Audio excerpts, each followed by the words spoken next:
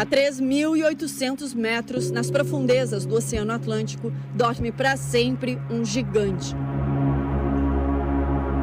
Um navio inaufragável, diziam na época da construção do Titanic.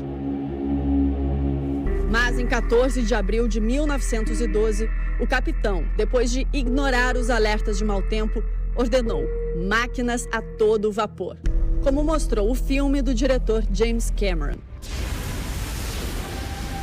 E na escuridão, por volta de 11h40 da noite fria, o Titanic colidiu com um enorme iceberg. Iceberg bem à frente! Mais de 1.500 pessoas morreram. Ali começava a ser traçada uma história que liga um navio do século passado a um submersível pequeno, que começou a operar há apenas 2 anos, o Titã, que implodiu esta semana, provocando a morte das 5 pessoas a bordo. O Titã pertencia à empresa Ocean Gate. Tinha 6,5 metros de comprimento por 3 de largura. Pesava quase 10 toneladas. Dentro cabiam 5 pessoas, um piloto e 4 tripulantes. Todos precisavam viajar sentados e havia oxigênio para até 96 horas. Os destroços do Titanic estão a cerca de 650 quilômetros ao sul da cidade de St. John's, no Canadá. No dia 16 de junho, um grupo de 5 pessoas saiu em um barco que carregava o submersível Titã. No dia 18, por volta das 8 horas da manhã, entraram na cápsula que começou a descer. A expectativa era de que levariam 2 horas até chegar aos destroços do Titanic. Mas 1h45 depois, a comunicação com o Titã foi perdida. Debaixo d'água, a tripulação só poderia falar com o navio base se estivesse ligada à própria embarcação por um cabo de telecomunicações. Saiba como vai ficar os corpos dos tripulantes do submarino Titã no fundo do mar. O almirante da Guarda Costeira dos Estados Unidos afirmou que ainda não se sabe se haverá uma operação para resgatar os corpos dos 5 tripulantes da expedição turística para visitar os destroços do Titanic. Os 5 corpos dos tripulantes do submarino Titã, que implodiu durante uma expedição turística em direção ao Titanic, podem ficar no fundo do mar para sempre, afirmou o comandante da Guarda Costeira dos Estados Unidos, que liderou as buscas. Em entrevista coletiva, o almirante Dom Malger foi questionado se a operação para encontrar as 5 vítimas continuaria. Ele afirmou, então, que não tinha uma resposta e citou o ambiente inclemente no leito do mar. A Guarda Costeira Americana informou que os robôs usados na ação devem continuar os trabalhos para coletar novas evidências e tentar determinar o que aconteceu. Mas, dada a natureza do acidente e as condições no fundo do oceano, ainda não se sabe se os corpos vão ser resgatados. Os destroços do Titã estão a cerca de 500 metros do Titanic e 4.000 metros abaixo da superfície. Nessa profundidade, a pressão da coluna d'água é muito forte e arriscada para mergulhadores. Além disso, há pouca visibilidade, porque a luz do sol não chega até o fundo, e os sedimentos reduzem a eficácia das luzes artificiais.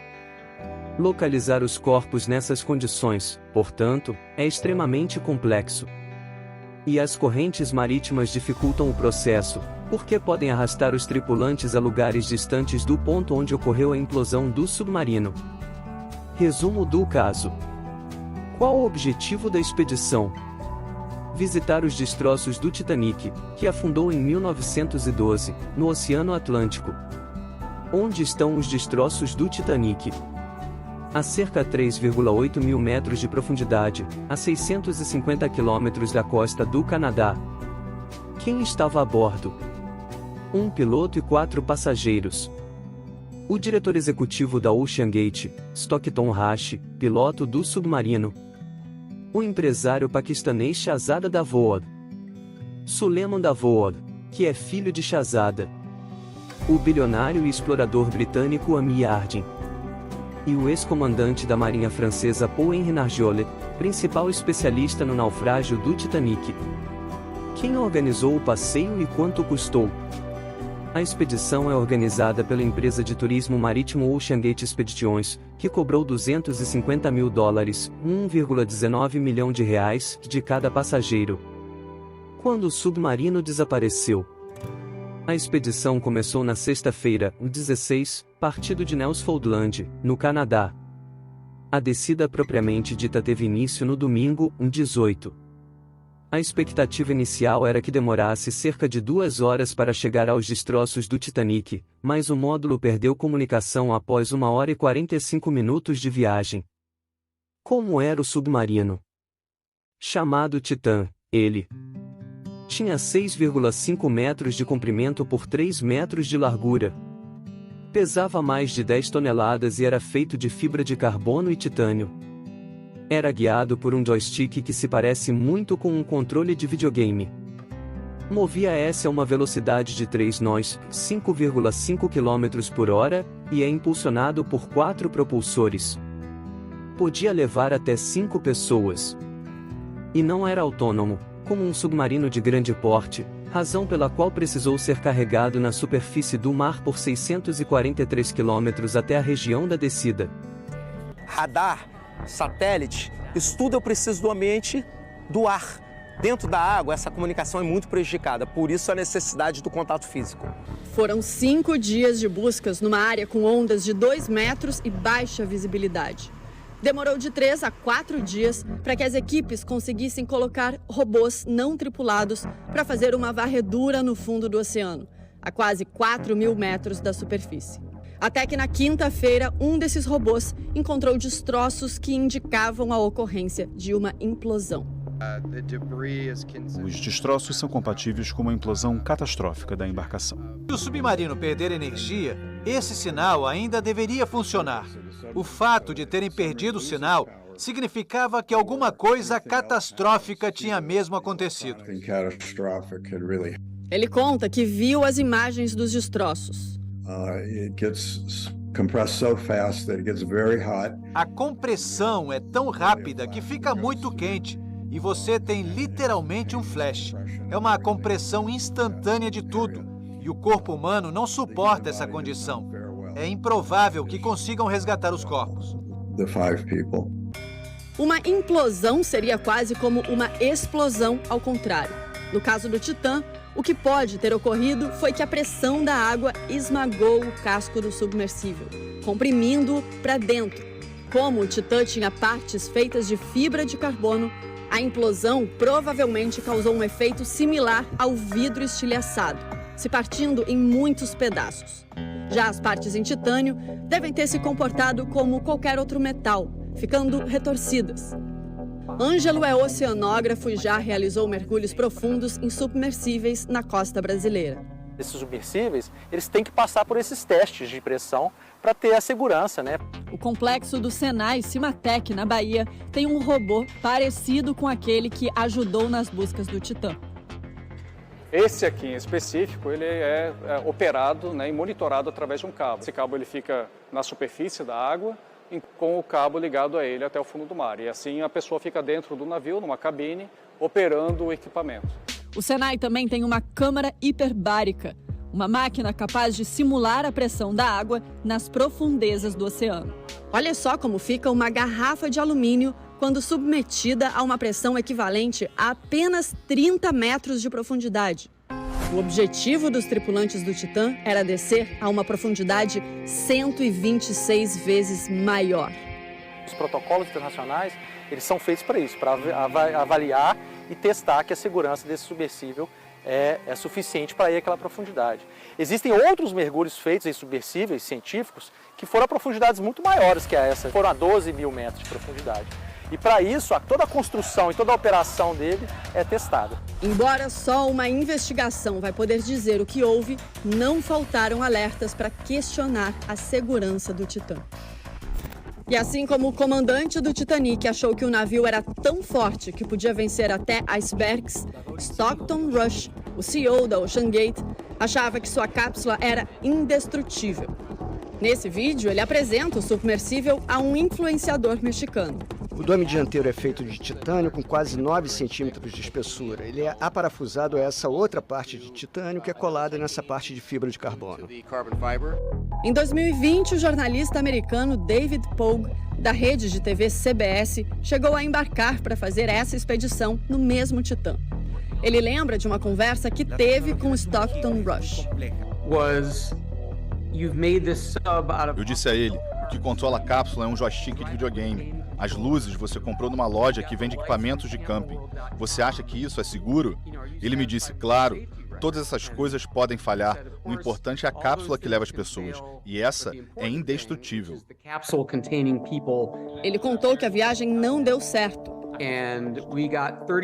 Chegamos a 11 metros de profundidade e houve uma falha mecânica e tivemos que subir. Fiquei apavorado. A Ocean Gate ignorou uma série de preocupações levantadas por especialistas. A fibra de carbono misturada com titânio tem uma regra que diz para não fazer isso e, bom, eu fiz. Em 2018, uma carta assinada por integrantes da comunidade científica americana foi enviada a Stockton Rush, alertando dos perigos do Titã. O engenheiro Bart Camper, que trabalha com design de submarinos, foi um dos signatários. Eu sou o cara que pulava de aviões para testar explosivos e eu não entraria no Titã. Uma das preocupações era com o material escolhido para a cápsula principal do submersível. Estavam tentando deixar o submersível mais leve. Para isso, usaram fibra de carbono. Esse material já foi usado em corridas de carro e no espaço, mas nunca desta maneira para submarinos.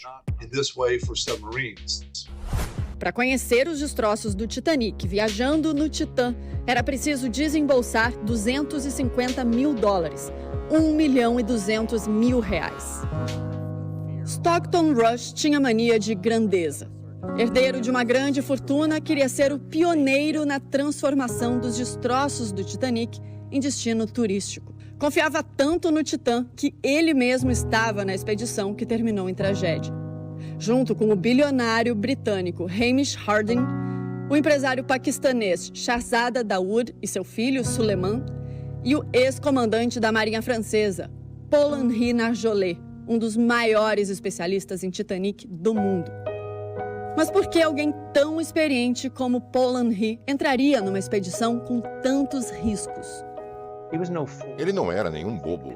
Ele era o Senhor Titanic. Se ele suspeitasse de algo errado, ele não iria.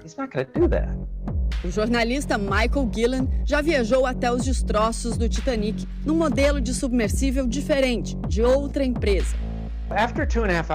Depois de 2 horas e meia, nós atingimos o fundo. Era como se a gente tivesse pousado na Lua. E logo depois eu vi algo incrível, nunca vou esquecer. O piloto disse, é o Titanic. Nós paramos e rezamos.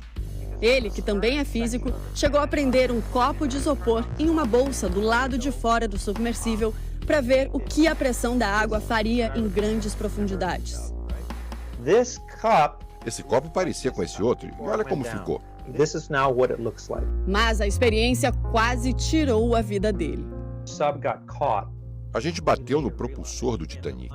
Ficamos presos entre as hélices. Foi facilmente o momento mais aterrorizante pelo qual eu já passei.